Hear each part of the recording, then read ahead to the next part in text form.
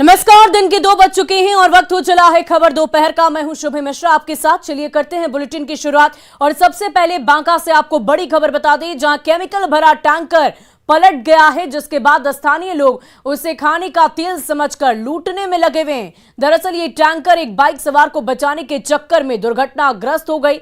ये घटना बाराहाट के लीलावरण की बताई जा रहा है कि कोलकाता से ये टैंकर भागलपुर के लिए जा रही थी और तभी लीलावरण के समीप ये हादसा हुआ। फिलहाल पुलिस मौके पर पहुंची हुई है और टैंकर के आसपास से लोगों को हटाने की कोशिश लगातार जारी है। तो ये तस्वीरें देखिए, कैसे लोगों में ये होड़ मची हुई है कि जल्द से जल्द जिसे जो मिला, बाल्टी बर्तन कुछ भी लेकर वो वहां पर मौजूद है। सभी लोगों को ये लग रहा है कि इस टैंकर में जो तेल है वो खाद्य पदार्थ वाला तेल है और यही वजह है कि लोग बाल्टी और बर्तन लेकर वहां पर पहुंचे हैं ताकि जल्द से जल्द उसे समेट लिया जाए, उसे अपने पास रख लिया जाए। लेकिन ये खाने का तेल नहीं है, जिसकी वजह से स्थानीय पुलिस वहां पर मौजूद है। लोगों को वहां से हटाने की कोशिश की जा रही है। बाराहाट के लीलावरण की ये घटना बताई जा रही।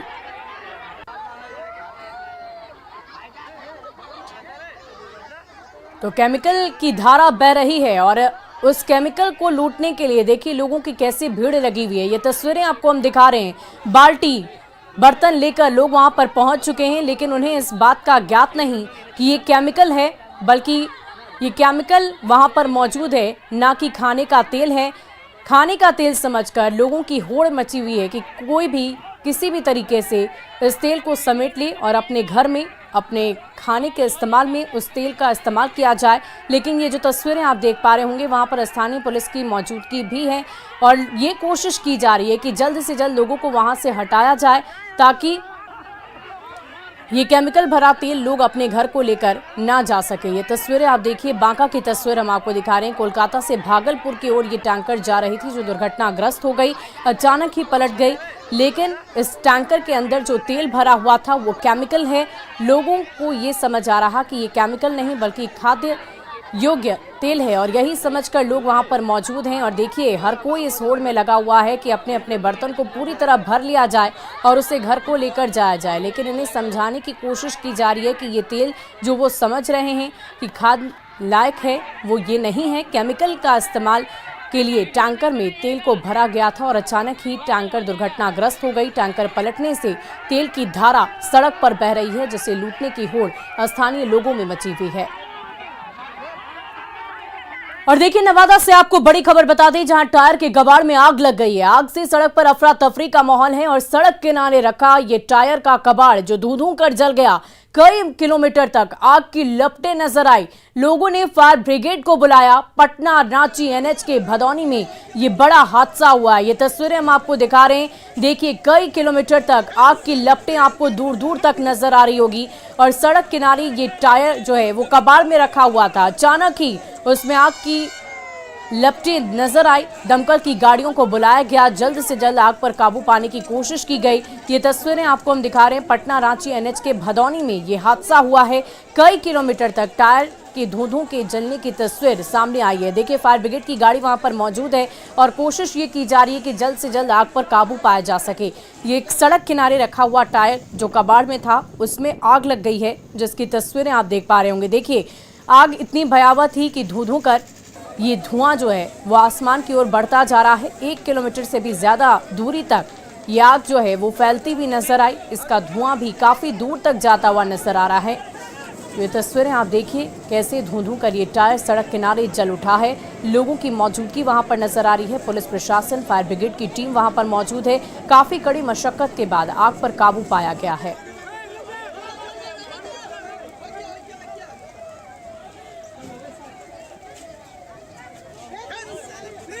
तो पटना रांची एनएच के भदौनी में यह हादसा हुआ। स्थानीय लोगों की काफी भीड़ एकत्रित हो गई है क्योंकि कई किलोमीटर तक ये टायर जलने की जो तस्वीर है वो सामने आई। अगलगी की घटना घटी। अब ये आग कैसे लगी है इस बात की जानकारी तो नहीं दी गई है, लेकिन सड़क किनारे ये जो टायर रखी हुई थी उसमें ही आग लग गई है, जिसकी तस्वीरें इस वक्त हम आपको आपकी टीवी स्क्रीन पर दिखा रहे।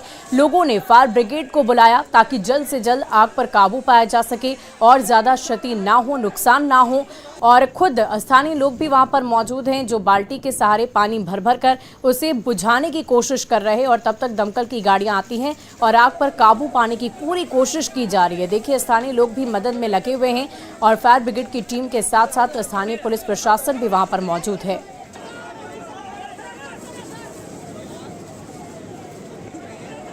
पटना रांची एनएच के भदौनी में यह हादसा हुआ है, जहां सड़क किनारे रखे कबाड़ के टायर में आग लग गई है और अगलगी एक दो जगह नहीं बल्कि कई किलोमीटर तक दूर दूर तक इसकी पहुंच नजर आई। आग की लपटें काफी ज्यादा बढ़ती हुई नजर आई और इसी को देखते हुए खतरा और ज्यादा ना बढ़ जाए, स्थानीय लोगों ने दमकल की टीम को बुलाया, पुलिस प्रशासन को बुलाया और कोशिश ये जारी है कि जल्द से जल्द आग पर काबू पाया जा सके।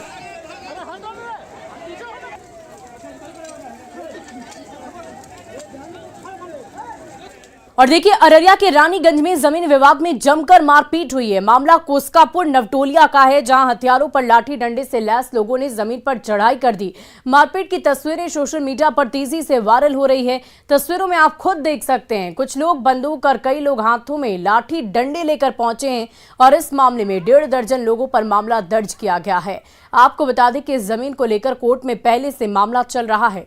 ये तस्वीरें हम आपको दिखा रहे हैं, जमीन विवाद में महाभारत की तस्वीर। खेत पर कब्जे को लेकर मारपीट की घटना को अंजाम दिया गया है। ये 2 तस्वीरें इस वक्त आपकी टीवी स्क्रीन पर। बंदूक लेकर अपराधी वहां पर पहुंचे हुए हैं। साफ साफ आपको स्पष्ट नजर आ रहा होगा कि एक अपराधी के हाथ में लंबी बंदूक है, जिसे लेकर वो वहां पर पहुंचा हुआ है। विवाद जमीन को लेकर हुआ था और इसी विवाद में मारपीट की घटना को अंजाम दिया गया।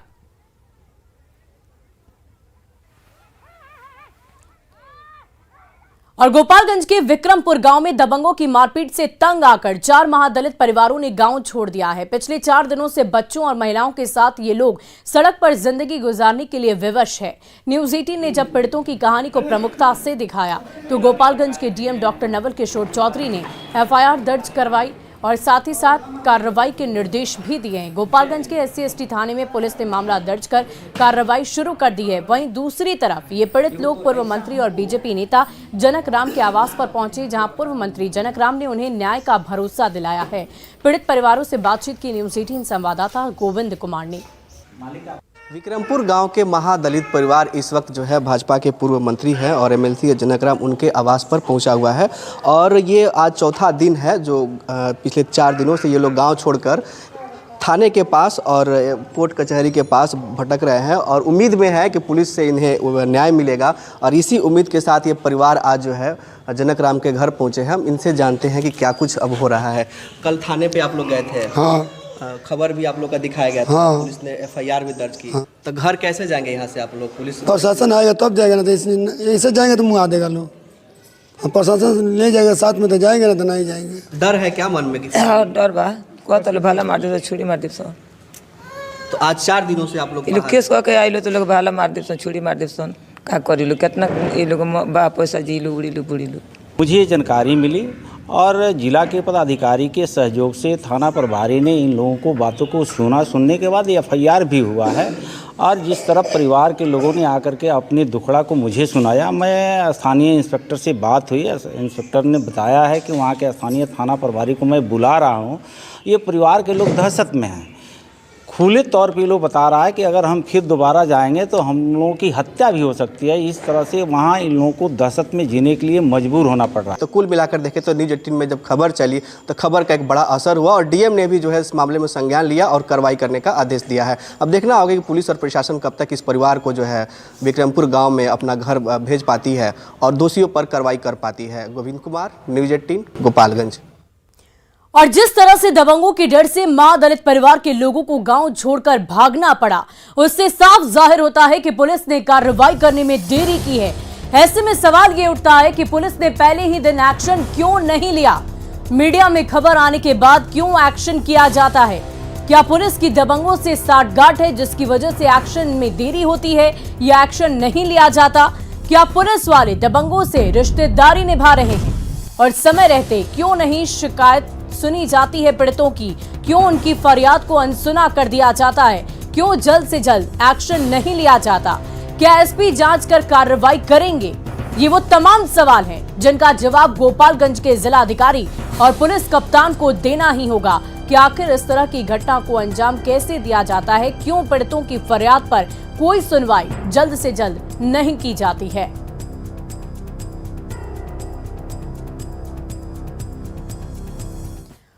और राष्ट्रपति द्रौपदी मुर्मू 2 दिवसीय दौरे पर कल रांची पहुंचेंगी। वे खूंटी जिले में भगवान बिरसा मुंडा के गांव यानी कि उलीहातू जाएंगी, जिसे देखते हुए झारखंड पुलिस की ओर से सुरक्षा के चाक चौबंद इंतजाम किए गए हैं। वहीं झारखंड में पहली बार खूंटी और रांची में एनएसजी के एंटी ड्रोन सिस्टम को भी तैनात किया जाएगा। सुरक्षा के लिए रांची से खूंटी तक 4000 जवान तैनात किए गए हैं। एनएसजी की एंटी ड्रोन प्रणाली नक्सल प्रभावित राज्यों के अलावा जम्मू कश्मीर में बेहद प्रभावी रहा है। दरअसल खूंटी का उलीहातू चारों तरफ घने जंगलों और पहाड़ों से घिरा हुआ है। इस इलाके में नक्सलियों की चहलकदमी हमेशा ही रही है। ऐसे में सुरक्षा को लेकर खास इंतजाम किए गए हैं। समीक्षा के क्रम में जो अतिरिक्त आवश्यकताएं देखी गई, उनके आलोक में दोनों जिलों में बलों की प्रतिनियुक्ति की गई है। विशेष रूप से जो क्षेत्रीय पदाधिकारी है, खासकर जोनल आईजी, डीआईजी और एसपीज के अतिरिक्त भी 2 डीआईजी स्तर के पदाधिकारियों की प्रतिनियुक्ति की गई है। महोदया का यहाँ पर आगमन होना है और जो कारकेड का मूवमेंट होना है, उस दौरान ट्रैफिक को लेकर के जो प्लान है वो मीडिया के साथ शेयर भी किया गया है। कुछ अल्टरनेटिव रूट्स भी लोगों को बताए गए हैं, सुझाए गए हैं, जिसके द्वारा वो एयरपोर्ट तक पहुँच सकते हैं जिनको पहुँचना हो। बाकी जिन रूट्स को अवॉइड करने के लिए कुछ खास समय में कहा गया है, उस संदर्भ में भी लोगों से अपील की गई है। जी, भारत के माननीय राष्ट्रपति जी का कार्यक्रम 14 तारीख और 15 तारीख को रांची में रहेगा और बड़े पैमाने पे हर एक पहलू पे तैयारियां सुनिश्चित कराई जा रही हैं। मुख्य रूप से 3 वेन्यूज़ है जहां पर कि हमें तैयारियां करनी है, एयरपोर्ट पर, राजभवन में और मोराबादी ग्राउंड में, जहां पर कि प्रमुख रूप से आपकी योजना, आपकी सरकार, आपकी द्वार कार्यक्रम का विधिवत समापन भी है तथा राज्य स्थापना दिवस के अंतर्गत कार्यक्रम भी है। वहीं झारखंड की राज्यपाल रही द्रौपदी मुर्मू का रांची से गहरा लगाव रहा है। राज्यपाल के तत्कालीन ओएसडी शंभू नारायण मुंडा ने बताया कि द्रौपदी मुर्मू को खाने पीने के साथ साथ कपड़ों का भी बेहद शौक है। वे मड़वा की रोटी बड़े चाव से खाती है। और झारक्राफ्ट के सेल्समैन ने बताया कि राज्यपाल रहने के दौरान द्रौपदी मुर्मू और उनका परिवार यहीं से कपड़े की खरीदारी किया करता था। खासकर सिल्क और तांत की साड़ी के साथ साथ कई तरह के कपड़े राजभवन जाया करते थे। यहाँ के जो पहनावा ओढ़ावा है, खादी के जो प्रोडक्ट हैं, उनको भी पसंद करती थी।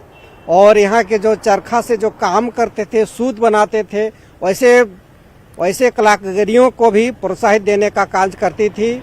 और वहाँ के व्यंजन में यहाँ का जो मड़ुआ रोटी, ढूंबा रोटी है, उनका और साग जो है आर्टिफिशियल साग, बेंग साग, कोयनार साग इत्यादि को भी खाने का रुचि रखती है। यहाँ से साड़ी है तसर सिल्क, और यहाँ का जो सोहराय, जादू पटिया पेंटिंग, इस तरह का मतलब प्रिंट काम किया हुआ।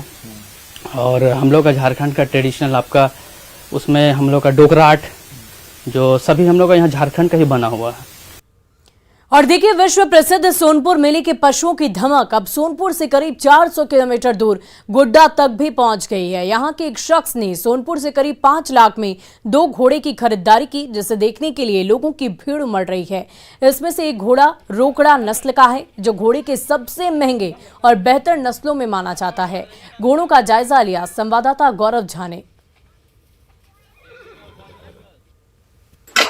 देश का विश्वविख्यात सोनपुर मेला, जो पशुओं के मेला के नाम से जाना जाता है, और कहा जाता है कि पूरे देश में सबसे बड़ा अगर पशुओं का कोई मेला लगता है तो वो बिहार के सारण जिले में लगता है और सोनपुर में लगता है। और उसी सोनपुर मेले से आप देखिए कि गोड्डा में जो घोड़ा लेकर आए हैं, इसको लेकर हम अभी बातचीत आपको और इसके बारे में जानकारी बता दें कि बताया जाता है कि ये नोकड़ा नस्ल का घोड़ा है और सबसे बेहतर नस्लों में से एक ये माना जाता है। 2 घोड़े को लेकर सोनपुर, करीबन गोड्डा से अगर हम बात करें तो 300-350 किलोमीटर का जो सफर है वो तय करके लोग ये घोड़ा लेकर आए हैं, जो आकर्षण का केंद्र यहाँ पर जिले भर में बना हुआ है। इस घोड़े को रखवाली करने वाले यहाँ पर जिन्होंने इसे लेकर आया है, उनसे हम बातचीत करेंगे और जानेंगे क्या कुछ खासियत है इस घोड़े को, क्या खासियत है भैया इस घोड़े, और घोड़ा लाने के बारे में क्या सोचे। देखिए, घोड़ा तो ऐसे शौक से हम लोग रखते हैं, पहले भी रखते थे, बीच में 5-7 साल से मेरे पास नहीं था घोड़ा, तो इस बार मन बना कि नहीं घोड़ा लाना चाहिए, तो इसीलिए हम लोग लाए। कितना खर्च लगा इस घोड़े में? इसका मतलब कीमत वहाँ पर 2,40,000 पड़ा। कितने उम्र है इसकी? 18 महीना का। और इसका? ये 1,25 है इसका कीमत। दोनों मिला के कितना? 4-4.5 लाख। हाँ, लाने उन्हें में उतना खर्च हो गया। 5 लाख खर्च करके घोड़ा लाने का मकसद मतलब आखिर क्या है उससे? देखिए, उसका तुलना देखिए पैसा से नहीं होता है, ये शौक से होता है। हम लोग इस तरह का शौकी हैं, पहले से भी थे, पहले भी रखे थे, हाथी भी रखे थे। मेरे पास नहीं था, लेकिन बगल में जो हाथी था वहाँ कोठिया वाले का, तो हम लोग आज से 15 साल पहले यहाँ हाथी भी रखते थे। क्या क्या खासियत है इसमें? खासियत तो बहुत चीज़ है इसमें। तो जैसे तेज चलता है, 50-60 के स्पीड में कभी भी कहीं जा सकते हैं, 20 किलोमीटर 25 किलोमीटर आराम से चलता है। खर्च कितना आएगा इसको मेंटेन में? एक घोड़ा में कम से कम 500 रुपया खर्च होगा हर रोज। क्या क्या खिलाते हैं इसको? अभी चोकर और क्या कहते हैं, नरुआ का कुटी, हाँ, पुआल, उसके बाद दूध, थोड़ा सब कुछ इसको मिलता है। हाँ, दूध तो इसको जरूरी है ताकि मजबूत हो, क्योंकि हाँ, बच्चा है। हाँ, बच्चा है। तो सिर्फ घोड़ा ही नहीं लाया गया, बल्कि घोड़े के साथ साथ उसे साज सज्जा करने वाले सामान जो है वो भी यहाँ पर लाए गए हैं। घोड़े के लिए पायल तक लाया गया है और इसे तैयार किया जा रहा है। क्योंकि अभी हमारी इनसे बातचीत हुई तो इन्होंने कहा कि शौक के नजरिए से जो है ये घोड़ा पालते हैं और आज से नहीं वर्षों से ये घोड़ा पालते हुए आ रहे हैं। और इस वजह से जब सोनपुर का समय आया, यानी सोनपुर मेले का समय आया, तो उसकी ख्याति जब पूरे देश भर में थी, तो यहाँ अब गोड्डा में भी उसकी ख्याति देखने को मिल रही है। गौरव झा, न्यूज़ 18, गोड्डा। और देखिए, रांची के बाल पत्रकारों और यूनिसेफ के दल के विधानसभा अध्यक्ष रविन्द्रनाथ महतो से मुलाकात की। इस मौके पर बाल पत्रकारों ने अपनी सफलता की कहानियां साझा की। साथ ही बाल विवाह रोकने, शिक्षा को बढ़ावा देने और समाज में फैली कुरीतियों को समाप्त करने के लिए जागरूक अभियान चलाने की बात कही है। वहीं विधानसभा अध्यक्ष ने बाल पत्रकारों की हौसला अफजाई भी की।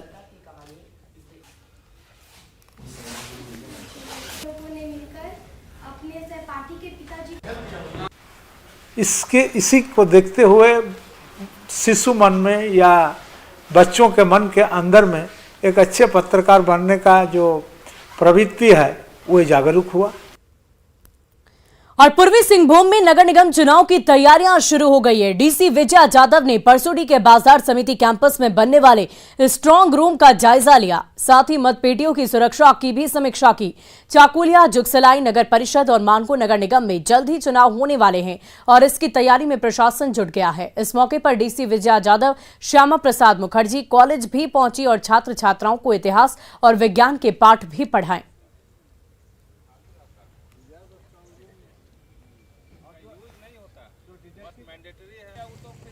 प्रीमाइसेस है जहाँ पे हम लोग स्ट्रॉन्ग रूम का क्रिएशन कहाँ पे होगा इसका रिव्यू लेने के लिए आए हैं। यही एक प्रीमाइसेस में मानगो, जुगसलाई और चकोलिया का स्ट्रॉन्ग रूम रहेगा और काउंटिंग जो है एक बड़े से हॉल में यही हम लोग अरेंज कर रहे हैं और यही कंट्रोल रूम रहेगा, यही पुलिस फोर्स का डिप्लॉयमेंट भी रहेगा और रात में यही उनका स्टे भी रहेगा। चारों तरफ से बैरिकेडिंग करके एरिया को सुरक्षित किया जाएगा। वहीं झारखंड में न्यूनतम तापमान में धीरे धीरे कमी आने की संभावना है। मौसम विभाग की माने तो रांची समेत राज्य के विभिन्न हिस्सों में अगले 24 घंटे में न्यूनतम तापमान में कोई खास बदलाव नहीं आएगा, लेकिन उसके बाद 3 से 4 दिनों में न्यूनतम तापमान में 2 से 4 डिग्री सेल्सियस कमी दर्ज करने की संभावना जताई जा रही है। वहीं महीने के अंत तक राज्य के लगभग सभी हिस्सों में हिमालय से आने वाली सर्द हवाओं से कनकनी और ज्यादा बढ़ जाएगी। और अधिक जानकारी दे रही है रांची के मौसम के मिजाज को लेकर संवाददाता रूपाली त्रिपाठी। झारखंड राज्य में ठंड में बढ़ोतरी देखने को मिल रहा है। सर्द हवाओं के साथ कनकनी भी इस बार राजधानी रांची में देखने को मिल रहा है। ठंड में बढ़ोतरी लोगों पर असर डाल रहा है। इस बार ठंड काफी जल्दी आया और बहुत तेजी से बढ़ रहा है। देखिए, जो ठंड हम लोग बचपन से देखे हैं वो ठंड अब तो नहीं है। पेड़ इतना काटा गया, प्रदूषण हो गया, ये जनसंख्या बढ़ गया। जो ठंडा का मजा आज से 10 साल पहले था वो आज नहीं है। पिछले एक दिन में कुछ कनकनी दर्ज किया जा रहा है। अब नवंबर आ गया, अब नहीं आएगा तो कब आएगा? जो मई महीना में इसमें ठंड लगती थी, गर्मी में बरसात आती थी, वो अब नवंबर में मिल रहा है। ठंड बहुत देरी से आई है, लेकिन ठीक है, पहले ऐसा मौसम तो नहीं है, लेकिन अच्छा है। आप कह सकते हैं कि ठंड की शुरुआत हो गई है? निश्चित तौर पे अभी काफ़ी आज कल से आज ज़्यादा ठंड बढ़ रही है और होना भी चाहिए। समय भी है, नवंबर है, दिसंबर है और झारखंड में, रांची में विशेष तौर पे इस समय काफ़ी ठंडा होती थी, जो अमूमन कम है इस वर्ष। फिर भी ठंड में इस बार आप लोगों की तैयारी कैसे रहेगी? ठंड इस बार ठंड में तो जो आने वाला समय है, इस बार बहुत ज़्यादा ठंड पड़ेगी और हम कहते हैं कि इस बार गरीब आदमियों को ज़्यादा दिक्कत होगी हम लोग अलाव की व्यवस्था करेंगे अपने संगठन की ओर से हर चौक चौराहे पर, और राज्य सरकार से भी अपील करेंगे कि आने वाले ठंड जो भयंकर ठंड पड़ने वाली है, आप अपने तरफ से गरीबों के लिए अलाव की व्यवस्था पूरे शहर में करें। स्वेटर जैकेट ठंड की अब जरूरत पड़ रही है ठंड में? देखिए अभी तो उतना नहीं, लेकिन कुछ ज़रूरत पड़ रही है। ठंड अभी अपने एकदम सही समय से है, सही समय से आया है, और आगे हम लोग ठंड के लिए सारी तैयारी कर रहे हैं। और हमारा चूँकि अपना संगठन है, संगठन के हिसाब से हम लोग सरकार में है और चाहेंगे कि लोग को ठंड से बचना है, तो उसके लिए हम लोग तैयारी भी कर रहे हैं। लेकिन ठंड है अभी जितना चाहिए उतना नहीं आया है, जो जिस हिसाब से आना चाहिए उस हिसाब से भी ठंड है। हम लोग ठंड का स्वागत करते हैं। देखिए हम तो देख रहे हैं कि छठ पूजा के बाद से ही हम लोग लगातार सारे सामाजिक लोग हैं, जितने भी लोग हैं, हम लोग मिलकर सभी को कंबल वितरण किए। और आने वाला समय में हर जगह अभी महावीर मंडल के अध्यक्ष जी क्या बोले, जयसिंह यादव की अलाव का व्यवस्था, हर जगह हम लोग अलाव का व्यवस्था करेंगे। और जहाँ गरीब तबके के लोग हैं रांची शहर के, हम लोग अगल बगल में जितने जगह पे हैं सभी जगह जाके कंबल वितरण का काम करेंगे। झारखंड के अलग अलग हिस्सों में ठंड देखा जा रहा है। डाल्टनगंज में सबसे ज्यादा जो पारा है उसमें गिरावट हुई है, वहीं राजधानी रांची में आने वाले 3 से 4 दिनों में ठंड में और तेजी से बढ़ोतरी होने का अनुमान है। वहीं कनकनी के साथ साथ सर्द हवाओं में भी बढ़ोतरी होगी। रूपाली त्रिपाठी, न्यूज़ 18 रांची। और केंद्रीय मंत्री गिरिराज सिंह ने कांग्रेस की भारत जोड़ो यात्रा पर निशाना साधा है और कहा है कि ये भारत जोड़ो यात्रा नहीं, टुकड़े टुकड़े गैंग की यात्रा है। राहुल गांधी पूरे गैंग को एक करने के लिए यात्रा पर निकले हैं। साथ ही गिरिराज सिंह ने बिहार सरकार पर निशाना साधते हुए कहा कि बिहार में 2005 से पहले की स्थिति नजर आ रही है। टुकड़े टुकड़े गैंग को जोड़ो, भारत विरोधी आवाज उठाओ और दुनिया में भारत को बदनाम। मुख्यमंत्री जी से मैं आग्रह करूंगा कि अपराध और शराब दोनों का चोली दामन का संबंध होते जा रहा है। न शराब बंद हो रहा है, न अपराध बंद हो रहा है। और इसलिए नई सरकार, मैं इसलिए नहीं आरोप लगा रहा हूं कि नीतीश कुमार पहले हमारे साथ थे अब नहीं हैं। मैं रियल जो ग्राफ है बिहार का और बेगूसराय का, बेगूसराय में तो अति वृद्धि हुई है अपराध का, और ये अगर नहीं रुका तब फिर लगेगा कि वो जो 2005 के पहले बिहार में सरकार थी, लालू जी की सरकार, बिना बेलगाम की सरकार, जहां अपराधियों को कोई भय नहीं, जहां अपराधी बेलगाम हों और लोग भय से ग्रसित हों, तो ये माहौल क्रिएट होते जा रहा है। और फिलहाल इस बुलेटिन में अभी के लिए बस इतना ही, लेकिन न्यूज़ 18 बिहार झारखंड पर खबरों का सिलसिला लगातार जारी है।